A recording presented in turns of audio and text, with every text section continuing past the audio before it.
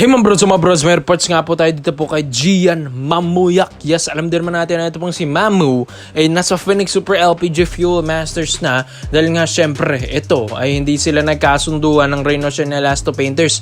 Pero di nyo ba alam mga kabrods na ito po sa San Miguel Beerman pala ay ito talaga yung gustong mag-offer rin kay Gian Mamuyak after ng kanyang kontrata dyan sa Phoenix Super LPG Fuel Masters. Dahil gusto rin kasi ng San Miguel Beerman ay buyout yung kontrata nito ni Gian Mamuyak. Sabi nga ng SMB, sisiw lang yung kontrata niya ni Gian Mamuyak dito sa Phoenix. Paano ba naman kasi 280,000 pesos ang sinasahod pala nito sa Reno Shine. Pero ito pong si Mamu, mga kabrods, ay humingi ng kaunting additional sa kanyang sahod. Dahil syempre alam din naman niya yung worth niya. 360k, yun yung gusto niya. O konting additional lang sa sahod niya. Pero yun nga, tinanggihan ito ng Reno Shine kaya hindi sila nagkasunduan. Yan kaya lang kasi ng Ross, 330,000 pesos. Pero yun nga, hindi yung tinanggap na ni Gian Mamuyak kaya ang nag-offer ngayon na bago, Phoenix Super LPG Fuel Masters, 400,000 pesos kada buwan ang offer dito ng Phoenix. Kaya ito, na-trade ngayon sa Phoenix yan.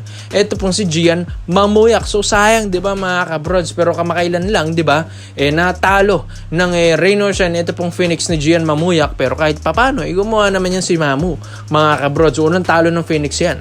At sa Reynosa pa. Pero syempre mga kabrods, kahit ganon, makikita mo pa rin na ito pong si Gian Mamuyak ay talagang gusto rin nito. Lang, parang yung nababagay din sa kanyang skill set, sa kanyang mga napoproduce sa kanyang koponan para sa sahod niya, mga kabrods. Siyempre, mahirap din naman na ginagawa mo yung best mo pero hindi mo deserve yung sahod mo. Diba mga kabrods? Parang ganun lang yan. Di sana, nag-Japan bilig na lang siya. Kaya buti nag-offer yung Phoenix. Pero hindi nyo ba alam mga kabrods, ang SMB pala ay gustong offera ng mas malaki pa.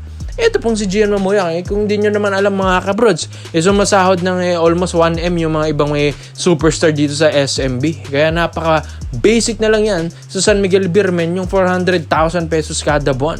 Siyempre, Boss RSA, one of the richest businessman dito sa atin sa Pilipinas. $1 billion ang wealth niyan, mga kabrods, ang net worth niyan.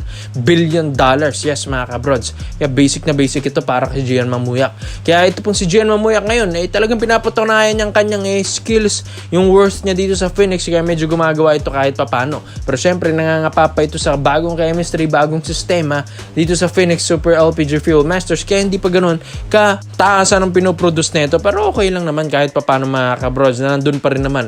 Ito pong skills ni Gian Mamuyak. Kaya ang SMB ngayon ay gustong ipasok na ito pong si Gian Mamuyak para sa kanila dahil alam nila na mas malaki pang maitutulong ni Gian Mamuyak sa SMB. Alam din naman natin at huwag na natin patagalin pa na mas maganda nga ang sistema, programa ng San Miguel Beerman or SMB Management dito kaysa sa Phoenix Super LPG Fuel Masters. Kaya pag ito, inoffer ng SMB ito pong si Gian Mamuyak ngayon, mga kabrods, baka ito, pumayag na lang ito bigla-bigla. Syempre yan si Gian Mamuyak, medyo nasisilaw rin yan kahit paano sa mga offers ng ibang koponan. Lalo na pag mataas yung offer mo talaga, talagang pupuntahan ka ni Gian Mamuyak. Syempre, wag na tayo magkunyari pa Syempre, dun ka na talaga sa mas malaki yung offer, di ba mga kabrods? Praktikalan na yung mga players kasi ngayon. Kaya okay rin yan si Gian Mamuyak kung makuha yan ng SMB. Wala namang attitude yan. At yung kanyang additional na hinihingi naman sa Reno Shine, decente rin naman kahit papano. Kaya di mo rin masabi na nagde-demand ng sahod talaga ng malaki yan si Gian Mamuyak. Kumbaga sakto lang din sa kanyang skills, mga kabrods, yung sahod na or yung gustong sahod din niya. Kaya mga kabrods, malaking tulong ito sa SMB. Dagdag shooter sa kanila, dagdag ball handler, dagdag depensa dahil nasa 6'3 or 6'4 din yan si Gian Mamuyak, mga kabrods. Tapos one of the consistent or role player rin ito ng Reynosa and Elasto Painters. Kaya nga, di ba, natanggal ang SMB dahil dito kay Gian Mamuyak last season sa Commissioner's Cup. Dahil isa rin yan sa mga tirador dyan sa Reynosa. Kaya ikaw mga brods, Gian Mamuyak to San Miguel Beerman. Komenta mo na po mo dito mga brods at isin natin yan. Dito naman po tayo sa kabilang balita naman natin mga kabrods. Justin Brownlee at Christian Stonoringer. Yes mga kabrods, ito na nga yung mga players na gustong ihabol ni Coach Tim Conan, Boss Al Francis Chua, maski ng Ginebra Management. Ay din sa reports and rumors natin, ihahabol bago mag-playoffs round. Iunahin muna natin dito kay Christian Stonoringer. Alam din naman natin na napakatagal na rin ito na hindi naglalaro ulit dito sa PBA mga kabrods. So ito, 2025 palas na laro neto ni Christian dito sa Terra Firma Jeep mga kabrods. So after nun, wala na. 'di ba? Alam din naman natin ng Ginebra, hindi pa naman yan sapat or contented dito sa kanilang lineup ngayon dahil may nakukulangan pa daw talagang Ginebra. 'Di ba nga? First game nila against Phoenix pero tinalo sila mga kabrods kahit mataas na or 45 puntos pataas ng ginawa nito ni Riley Grigsby. Ibig sabihin, sa locals, medyo may kulang talagang Ginebra sa big man position talaga nila. Ang may kulang dyan mga kabrods dahil si Japet, medyo makikita mo na talaga medyo nagkakaedad na yan si Japet Aguilar sa mga skills na pinapakita niya sa mga past few seasons. Kaya nga ito, kailangan nila si Sisten. 6'8" itong Phil German na ito. Napaka-effective talaga nito. Tapos bago ito matrade sa Terra Firma, binigyan lang naman niya ng ilang kampyonato rin ng Barangay Nebra San Miguel. At siya rin yung tinangal ng Finals MVP last championship ng Barangay Nebra. Kaya ang laki ng tulong talaga nito ng Christian Steinhardinger. Sadyang nagkandagulo-gulo na yung kontrata nito nung nalipat ito sa Terra Firma Jeep dahil ayaw niya talaga maglaro kasi dyan.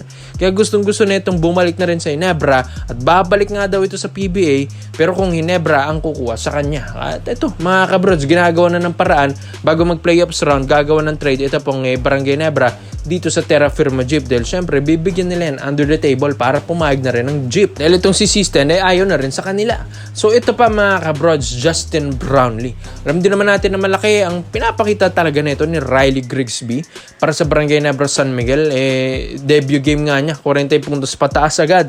Pero yun nga, natalo lang sa Phoenix mga kabrods. Ang Phoenix pa talagang nakatalo, diba? So makikita mo na may kulang din talaga sa locals or help ng locals ang Ginebra. Kaya okay rin. Ito pong si Riley Grigsby kahit papano. Pero yun nga mga kabrods, ito po kasing si Justin Brownlee. Ito talaga. Hindi lang naman din kasi ito focus sa puntusan. Ito pong si JB. Yung chemistry nito sa Ginebra, yung kapaan nito sa loob, yung management, yung sistema ni Coach Tim Gon, alam na nito ni Justin Brownlee. Kahit hindi nga ito pumuntos ng 40 puntos mga kabrods. Kaya niyang palanunin ng Ginebra dahil sa mga passing pa lang, sa mga hustle pa lang, sa sistema ni Coach Tim Con, pag nasunod yun, mananalo talagang Ginebra. Kaya kailangan ng Ginebra pa rin si Justin Brownlee kahit sabihin natin may edad na ito. Pero syempre, maganda pa rin yung pinapakita ng Ginebra ngayon na kumuha sila ng batang import na in case na ito pong si Justin Brownlee magkaroon ng injury ulit, itong si Riley Grigsby ang i-activate nila. Pero yun nga, pinaka-target at focus ngayon ng Ginebra, bago mag-playoffs round, ibabalik nila ito pong si Justin Brownlee. Dahil syempre, iba pa rin naman yan si JB. Yan pa rin naman yung isa sa mga stable import talaga ng Ginebra. Pinagaling lang sa injury mga kabrods. Nagpahinga lang muna. Kaysa, lumala pa, di ba? Iba pa rin yan si Justin Brownlee. Kaya pa rin niyang kumuha ng kampyonato. At baka may back-to-back pa nila ito. Kaya nga gusto nilang pagpahingin muna yan si JB para nga makuha ulit ng Ginebra yung kampyonato ngayon.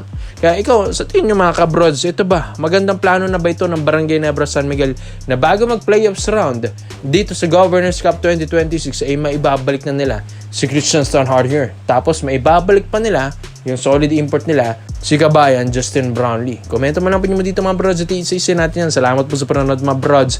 This is for Basketball Trade Hoops. Yun lang. I'm out.